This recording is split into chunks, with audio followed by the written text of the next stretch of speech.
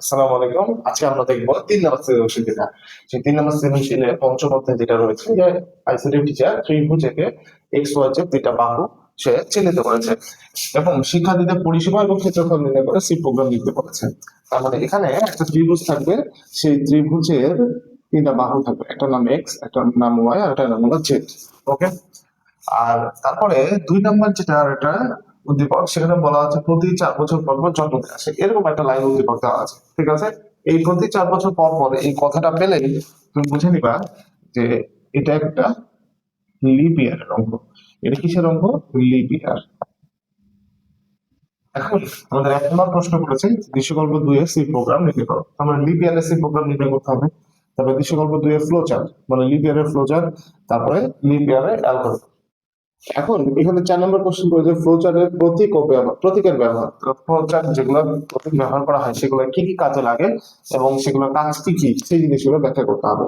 তারপরে পরিসীমা বের করে সি প্রোগ্রাম, মানে উদ্দীপকে 1 নম্বর যেটা রয়েছে সেখানে পরিসীমা বের করে সি প্রোগ্রাম লিখতে হবে। তারপর ক্ষেত্রফল বের করে সি প্রোগ্রাম। চলো শুরু করা যাক। সবার প্রথমে আমরা কি করব, যে সি প্রোগ্রাম লিখবো লিপ ইয়ারের। ওকে। তো দেখো, সি প্রোগ্রামে লিপ ইয়ার করার জন্য প্রথমে আমরা হ্যাশ ইনক্লুড, তারপরে stdio ডট এই দিলাম, তারপরে মেইন লেখার পরে এখানে ভ্যারিয়েবল ডিক্লেয়ার করলাম, একটা হচ্ছে যে এন, একটা ভ্যারিয়েবল দিলাম। ওকে। এনও দিতে পারি, আবার ইয়ারও দিতে পারি। আমি ইয়ার দিই, তাহলে বুঝতে সুবিধা হবে। তাহলে তুমি যে বছরটা ইনপুট নিবা সেই বছরটা লিপ ইয়ার হবে কি হবে না সেটা। এরপরে সেটা স্ক্যানএফ করে নিলাম, স্ক্যানএফ করে পার্সেন্টেজ ডি অ্যাম্বারসেন্ট ইয়ার, তাহলে ইউজারের কাছ থেকে আমরা এটা ইনপুট হিসাবে নিয়ে নিলাম বছরটা। এখন এখানে মনে রাখবা যে কন্ডিশন হতে হবে, সেই কন্ডিশনে যদি ম্যাচ হয় তাহলে এটা লিপ ইয়ার হবে, কন্ডিশন ম্যাচ না হলে লিপ ইয়ার হবে না। কন্ডিশন এখানে রয়েছে 2টা। ওকে। 1 নম্বর কন্ডিশন সেটা হলো যে বছরটা রয়েছে সেটা যদি 400 দ্বারা ভাগ করা হয় এবং ভাগশেষ 0 হয় তাহলে এটা একটা লিপ ইয়ার হবে। মানে ধরে নাও 2000 বছর ইনপুট দিয়েছো, 2000 সালে কারো জন্ম, তাহলে 400 দ্বারা কি করা হবে, ভাগশেষ নির্ণয় করা হবে, ভাগ করে ভাগশেষ নির্ণয় করা হবে এবং সেই ভাগশেষ যদি শূন্য সমান হয় তাহলে এটা একটা লিপ ইয়ার হবে, আর যদি না হয় তাহলে লিপ ইয়ার হবে না। আরেকটা কন্ডিশন আছে, সেটা হচ্ছে যে এই ইয়ারকে 404 দ্বারা ভাগ করে সেটা শূন্য সমান হবে কি, এবং এবং ওটাকে যদি 100 দ্বারা ভাগ করা হয় তাহলে শূন্য সমান হবে না। হবে না বলতে এখানে নট ইকুয়াল দেওয়া হয়েছে। এই যে দেখো, এই বিস্ময় চিহ্ন বলতে বুঝেছে নট, এটা হচ্ছে 100 নট, এটাকে ভাগশেষ নির্ণয় করা হলো, ইয়ারকে 100 দ্বারা ভাগশেষ নির্ণয় করা হলো, তারপরে নট ইকুয়াল চিহ্ন দেওয়া হয়েছে। নট ইকুয়াল বলতে বোঝানো হচ্ছে যে 100 দ্বারা ভাগ করে ভাগশেষ শূন্য সমান হবে না, আর 4 দ্বারা ভাগ করলে ভাগশেষ শূন্য সমান হবে। তার মানে 2টা কন্ডিশন রয়েছে, এই 2টা কন্ডিশন সত্য হতে হবে। এই 2টা কন্ডিশনের 2টাই যদি সত্য হয় তাহলেও লিপ ইয়ার হবে। তাহলে দেখো কি বললাম আমি, যে উপরের এটা যদি মেনে চলে তাহলে লিপ ইয়ার, অথবা নিচের 2টা মেনে চলে তাহলে লিপ ইয়ার। উপরেরটা অথবা নিচের 2টা, উপরেরটা অথবা নিচের 2টা, তাহলে এই 2টার মাঝখানে আমাদের কি লিখতে হবে, অথবা। ওকে। আর অথবা প্রতীকটা কি মনে আছে, 2টা দাগ। ওকে। আমি এখন এই পুরো প্রোগ্রামটা এক লাইনে করবো, তাহলে তোমাদের জন্য আরো বেশি সুবিধা হবে। তাহলে এখানে আবার ব্র্যাকেট দিলাম, লিখলাম হচ্ছে ইয়ার পার্সেন্টেজ 400 ইকুয়াল ইকুয়াল 0। যদি 400 সমান হয় তাহলে এটা একটা লিপ ইয়ার। তাহলে 1 নম্বরের পরে কি অথবা দিয়ে 2 নম্বর পয়েন্টটা লিখতে হবে। তো অথবার প্রতীকটা হচ্ছে 2টা দাগ। এখন এই পুরো ইকুয়েশন যেটা সেটা খালি এখানে দেখে দেখে বসাই দিব। কি করবো, ইয়ার কে হচ্ছে 4 দ্বারা ভাগ করলে ভাগশেষ শূন্য সমান হবে, তারপর এবং এই যে এবং এবং ইয়ার কে যদি 100 দ্বারা ভাগ করে ভাগশেষ শূন্য সমান না হয় তাহলে এটাও একটা কি হবে, লিপ ইয়ার হবে। এখন এটাকে ব্র্যাকেটটা পুরোটা ক্লোজ করে দিলাম। তাহলে ইফ এই কন্ডিশনটা যদি সত্য হয় তাহলে কি করতে হবে, printf percentage printf printf leap year লিখে দিলাম। ঠিক আছে, printf leap year. Okay. আর ইফ এর পরে হচ্ছে এলস, এলস লেখার পরে প্রিন্ট এফ হচ্ছে যে not lip year, not lip ইয়ার, মানে এটা হচ্ছে যে লিপ ইয়ার হবে না। ঠিক আছে, এই কন্ডিশন অনুসারে এটা সত্য হলে লিপ ইয়ার, সত্য না হলে এটা লিপ ইয়ার না। ওকে, তাহলে আমরা এখন 2 নম্বরে চলে যাই। 2 নম্বরে বলেছি কি ফ্লো চার্ট নিতে হবে। তো আমরা এখন যে কোডটা করলাম এই কোডটারই মানে দেখো, আমার মনে হয় না তোমরা এর থেকে সহজ করে তোমরা কোনো গাইড বা বই পেয়েছো। তো এই কোডটারই এখন কি করবো আমরা, এখানে ফ্লো চার্ট, ঠিক আছে, এখানে ফ্লো চার্ট করবো। প্রিন্টএফ এর পিটা একটু দেখতে বড় হাতের মনে হচ্ছে, বাট এটা ছোট হাতেরই হবে। প্রিন্টএফ এর পি দেখো, যে কোনো ফ্লো চার্ট করার শুরুতে প্রথমে আমাদের যেটা করতে হবে সেটা হলো শুরু। এই যে দেখো স্টার্ট। ওকে, স্টার্ট স্টার্ট করার পরে ইউজারের কাছ থেকে ইনপুট নিতে হবে স্ক্যান অ্যাপ এর মাধ্যমে। ইনপুট নেওয়ার জন্য আমাদের কোনটা ব্যবহার করতে হয়, এই যে আয়ত, এই যে হচ্ছে যে সামান্তরিক চিহ্ন যেটা। তাহলে আমাদের এখানে কিন্তু ফ্লো চার্টের প্রতীক এর ব্যবহার করেছে। তাহলে দেখো তো, এই যে যেটা উপবৃত্তাকার, এই উপবৃত্তাকার ব্যবহার করা হলো শুরু অথবা শেষ। তাহলে আমাদের কিন্তু এই 4 নম্বর কোশ্চেনের অ্যান্সার আর এটার অ্যান্সার একসাথে হয়ে যাচ্ছে। আবার এখানে রয়েছে হচ্ছে একটা সামান্তরিক, সামান্তরিকের জন্য কি, যে এটা ইনপুট অথবা আউটপুট হিসেবে ব্যবহার করা হয়। এরপরে এখানে ইনপুট নিয়ে আমরা লিখবো ইনপুট অথবা এটা ইয়ার, তারপরে এইটা হচ্ছে ইনপুট। এখন এখানে কি রয়েছে, কন্ডিশন। এই পুরো কন্ডিশনটার মধ্যে বসাতে হবে, ডায়মন্ড চিহ্নের মধ্যে বসাতে হবে। এই দেখো ডায়মন্ড চিহ্নের মধ্যে বসাতে হবে। এখন এই পুরো কন্ডিশনটা যদি এখানে সেট হয় মানে সত্য হয়, তাহলে একরকম আউটপুট আসবে, আর যদি না হয় তাহলে অন্যরকম আউটপুট আসবে, তাই না? তো এই চিহ্নটার নাম হলো ডায়মন্ড শেপ। ডায়মন্ড শেপের কাজ কি, শর্ত। ডায়মন্ড শেপের কাজ হচ্ছে শর্তকে টেস্ট করা বা শর্ত এর মধ্যে লিখতে হয়। তাহলে কি শর্ত আছে, এই যে এই একটা লাইনে এখানে দেখে দেখে লিখে দেবা। লিখবো হচ্ছে year percentage 400 equal equal 0, equal equal 0। তারপর হচ্ছে অথবা, এই যে অথবা ইয়ার পার্সেন্টেজ 4 ইকুয়াল ইকুয়াল 0, অথবা year percentage, year percentage 100 not equal 0, ঠিক আছে, নট ইকুয়াল 0। এইটা হচ্ছে যে তাহলে একটা লুপ কন্ডিশন, ঠিক আছে। এখন এই কন্ডিশনে কি হতে পারে, সত্য অথবা মিথ্যা হতে পারে, আমি বলে দিয়েছি। ধরে নাও সত্য হলে ডান পাশে যাবে, ইয়েস, আর ধরে নাও মিথ্যা হলে বাম পাশে যাবে। Okay? যদি সত্য হয়, যদি এই কন্ডিশনে সত্য হতো তাহলে কি লিপ ইয়ার প্রিন্ট করতে হতো। তাহলে এখানে আমাদের কি করতে হবে, print leap year, print leap year. Okay, এখন এটা তো ইনপুটের জন্য ব্যবহার করা হয়, আবার আউটপুটের জন্য ব্যবহার করা হয়। তো আমাদের এইটাই হচ্ছে সেই ফ্লো চার্ট। তাহলে এখন কি করব, আবার হচ্ছে যে আমরা লিখে দিলাম, এটা যদি মিথ্যা হয় তাহলে not leap year, leap year. Okay, leap year, তাহলে লিখবো হলো প্রিন্ট। এখন যেহেতু আমাদের প্রোগ্রাম শেষ হয়ে গেছে, প্রোগ্রাম শেষ হয়ে গেলে কি করতে হবে আমাদের, প্রোগ্রাম শেষ হয়ে গেলে এন্ড লিখে দিতে হবে। তাহলে দেখো তো এখানে একটা প্রতীক ব্যবহার করলাম আমরা, গোল্লা সার্কেল, এটাকে বলা হয় সংযোগ। এটাকে কি বলা হয়, সংযোগ, ঠিক আছে।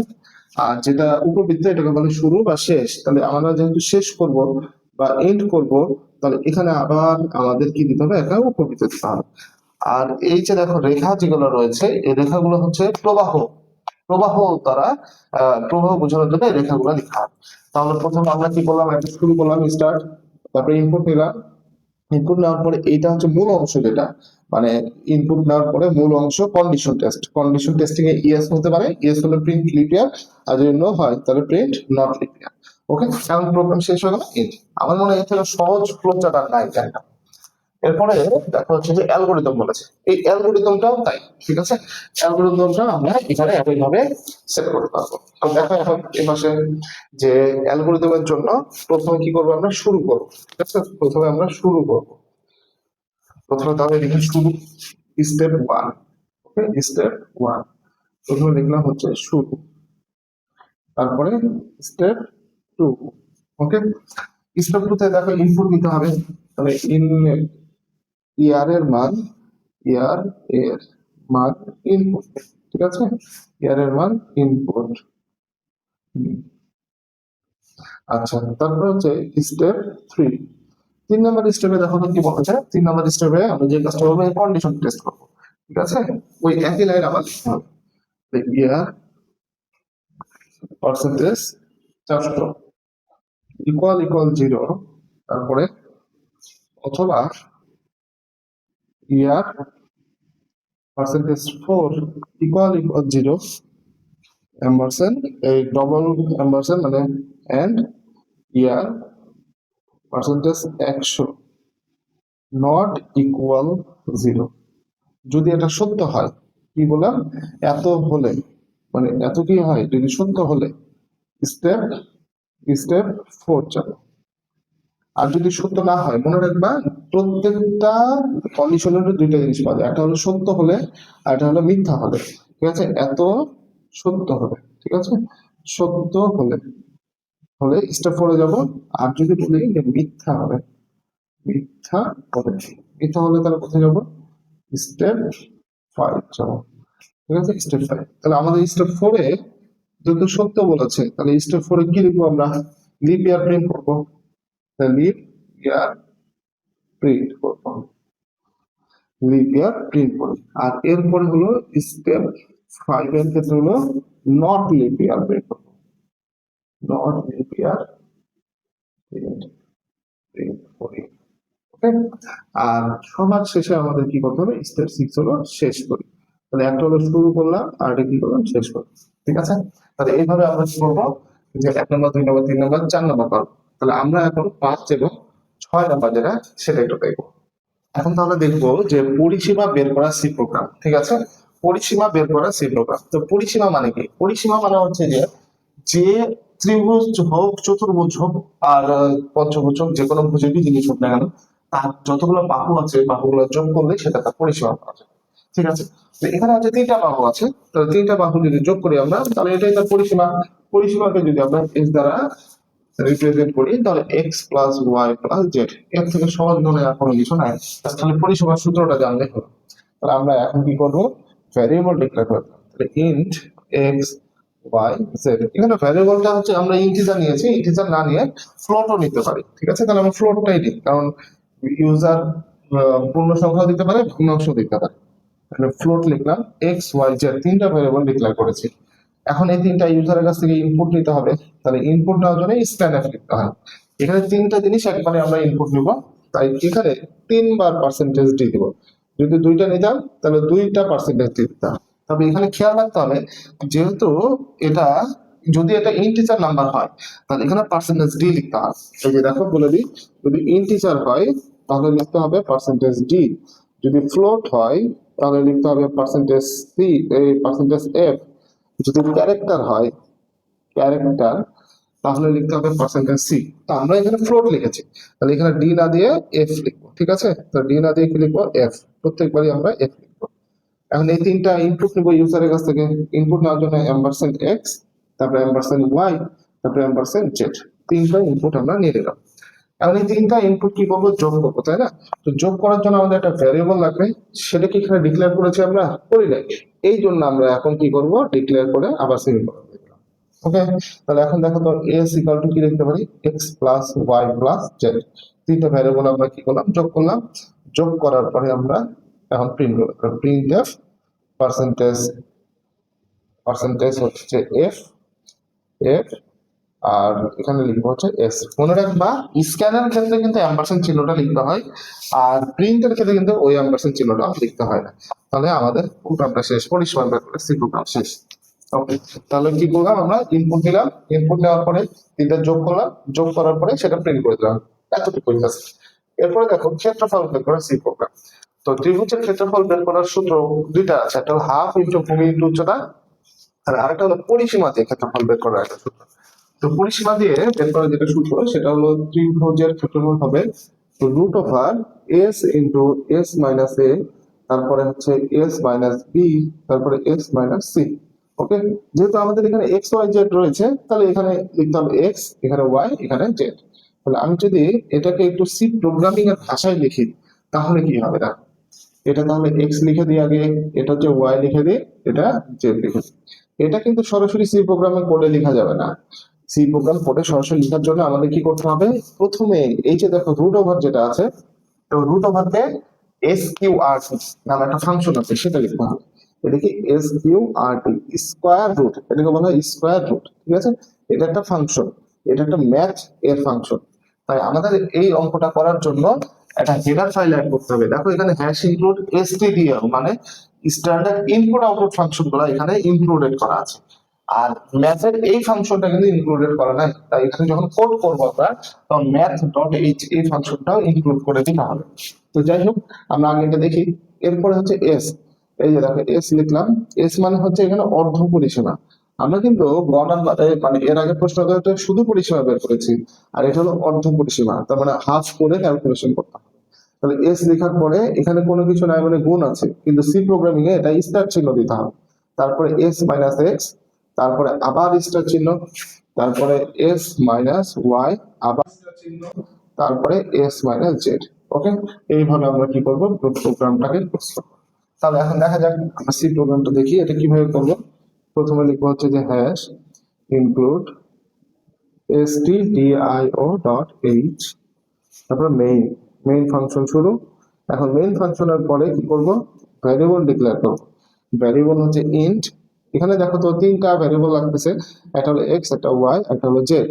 আবার যোগ করার জন্য কি লাগছে, এস লাগছে, মানে অর্ধ পরিসীমা ক্যালকুলেশনের জন্য। এটা কিন্তু পুরো পরিসীমা নাম দিয়েছি, ঠিক আছে। এখানে এস লেখা মানে হচ্ছে পুরো পরিসীমা কে এস দ্বারা প্রকাশ করছি আমরা। ওকে, কিন্তু এখানে যেটা এস সেটা হচ্ছে অর্ধ পরিসীমা হিসেবে রিপ্রেজেন্ট করলাম এটা। আচ্ছা, এটা কিন্তু অর্ধ পরিসীমা হিসেবে রিপ্রেজেন্ট করা আছে। এরপরে এই যে ক্ষেত্রফল নির্ণয় করব, ক্ষেত্রফলের জন্য আমাদের কি লাগবে, আর একটা ভ্যারিয়েবল নাম দিলাম এ মানে হচ্ছে এরিয়া। ওকে, তো এখন স্ক্যান এফ ডিক্লেয়ার করে কি করবো আমরা, ইনপুট দেবো এক্স ওয়াই জেড তিনটা ইনপুট দেবো। তাহলে পার্সেন্টেজ এ, পার্সেন্টেজ ও, এখানে একটা জিনিস যে ভ্যারিয়েবলটা আমরা ইন্টিজার করেছি, এখানে এবার আমরা ডাবল নিয়ে কাজ করি, ঠিক আছে। আমি প্রত্যেকবারে নতুন নতুন জিনিস দিয়ে দেখাচ্ছি যাতে করে তোমাদের যেটা খুশি সেটা করতে পারো। ডাবল হলো হচ্ছে যে এই ফ্লোটেরই এক্সটেন্ডেড ভার্সন, মানে এটা আরো বড় সংখ্যা নিতে পারে। DOUBLE ডাবল, ঠিক আছে। ডাবল লিখলে এখানে আবার কি লিখতে হয়, এই যে এখানে লিখে দিই আপনি ডাবল, ডাবল। ডাবল লিখলে এখানে লিখতে হবে পার্সেন্টেজ এলএফ, ঠিক আছে। লং ফ্লোট, এটা লং ফ্লোট মানে লম্বা বা অনেক বেশি বড় সংখ্যা নেওয়া যায়। তো এটাই নিতে হবে এমন কোনো মানে নাই, তুমি এফোর দিতে পারো, কোনো অসুবিধা নেই।